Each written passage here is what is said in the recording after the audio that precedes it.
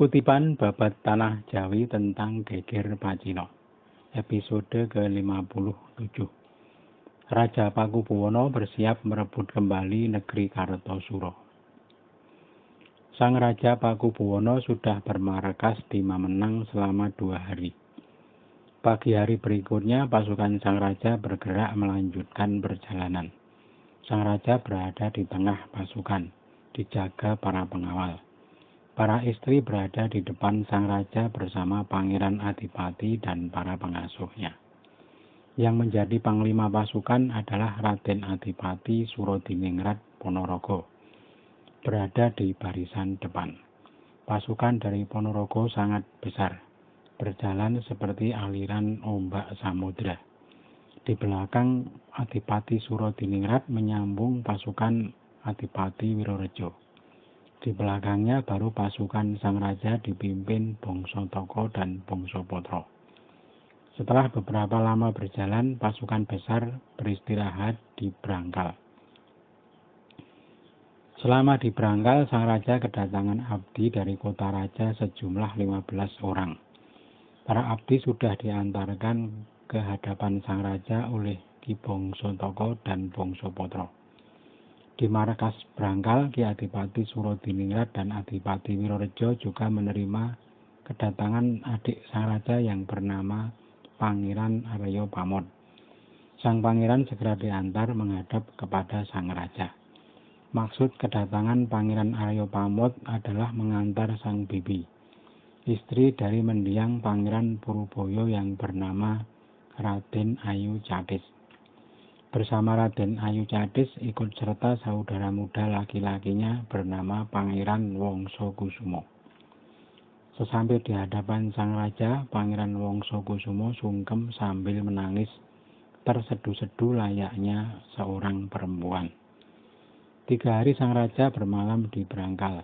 Hari berikutnya pasukan Sang Raja melanjutkan perjalanan. Singkat cerita, pasukan Sang Raja sudah sampai di desa Tirisan.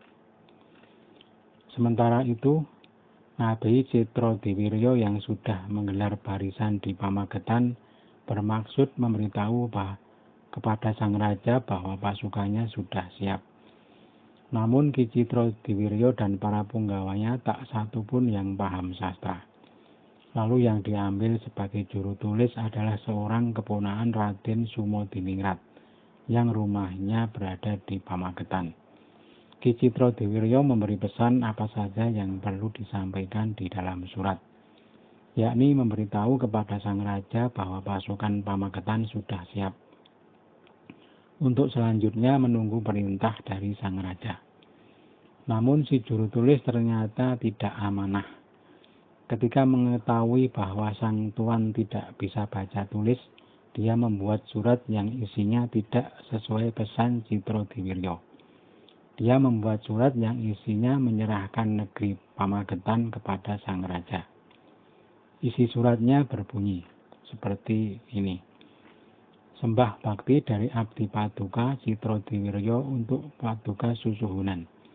Abdi Paduka si Citrodiwiryo menghaturkan negeri Pamagetan kepada Paduka, karena hamba tak bisa jauh dari Sang Raja. Setelah surat selesai ditulis, segera diserahkan kepada Citrodiwiryo. Tanpa melakukan periksa karena buta huruf, Citrodiwiryo langsung melipat surat dan menyuruh utusan segera berangkat. Utusan segera melesat ke Tirisan dan surat segera diaturkan kepada Sang Raja. Ketika selesai membaca surat Citrodiwiryo, Sang Raja sangat marah. Adipati Surodiningrat lalu dipanggil menghadap. Sang Raja berseru, "Paman, engkau aku tanya siapa yang layak untuk diangkat menjadi bupati di Pamagetan." Karena si Citrodiwiryo menulis surat seperti ini. Isi suratnya menyerahkan negeri Pamagetan kepadaku. Sungguh dia berbuat tidak patut sebagai punggawa negeri. Ingkar kepada tugasnya dan tidak bisa diandalkan. Mengapa ketika aku sedang mengalami masa sulit malah menyerahkan negeri? Dia tak pantas dijadikan abdi. Paman, segeralah balas surat Citrodiwiryo. Katakan padanya, sesuka hatimu. Kalau mau meninggalkanku juga tak apa, mau ikut juga terserah. Aku tidak mau tahu. Adipati Surodiningrat menyatakan kesiapan. Sang Adipati lalu berkata, kalau Paduka bertanya siapa pengganti Citrodiwiryo kepada hamba, hamba usulkan anak menantu hamba yang juga masih keponakan si Sumoningrat, namanya Sumowijoyo. Berkata sang raja, apa dia berani melawan Sumoningrat?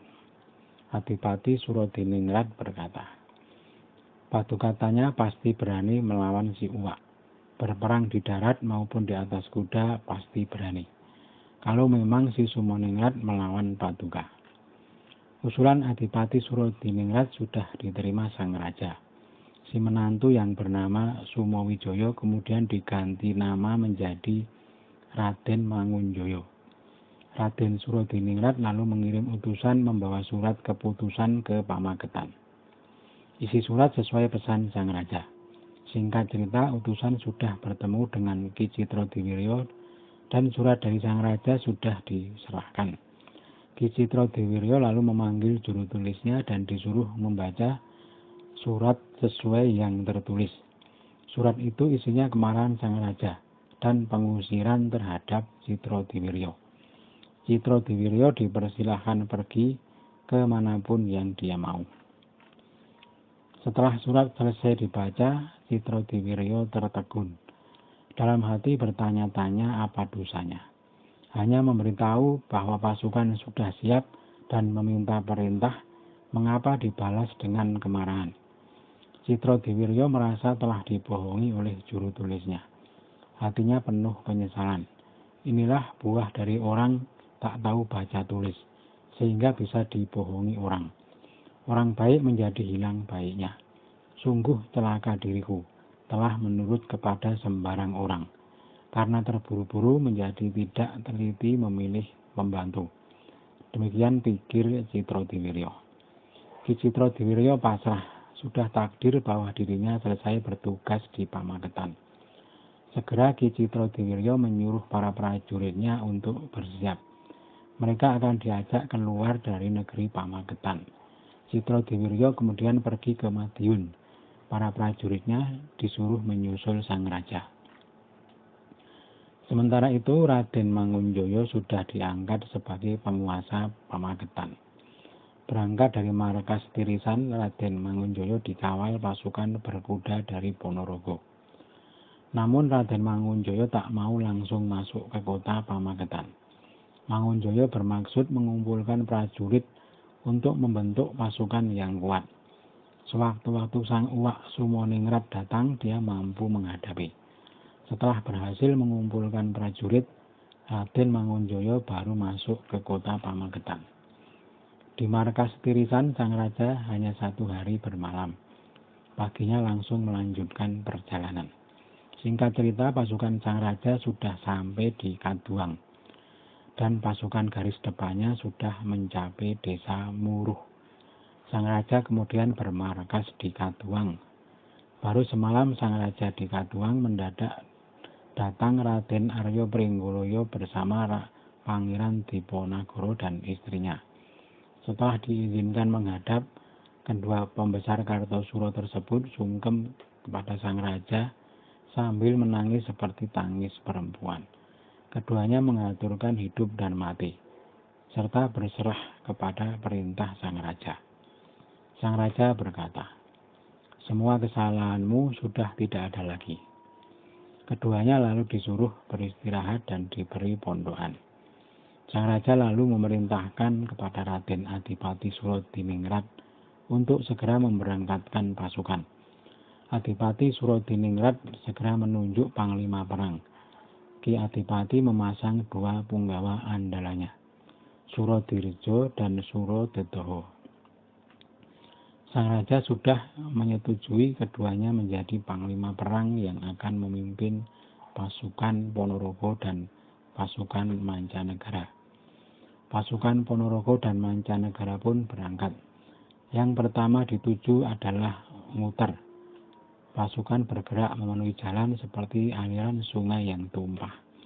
Sepanjang jalan menuju Kartosuro, pasukan Ponorogo dan mancanegara menaklukkan desa-desa yang dilewati. Sang raja tetap tinggal di Kaduang. Yang ditugaskan untuk mengurus kebutuhan sang raja adalah Sutonagoro dari Kaduang.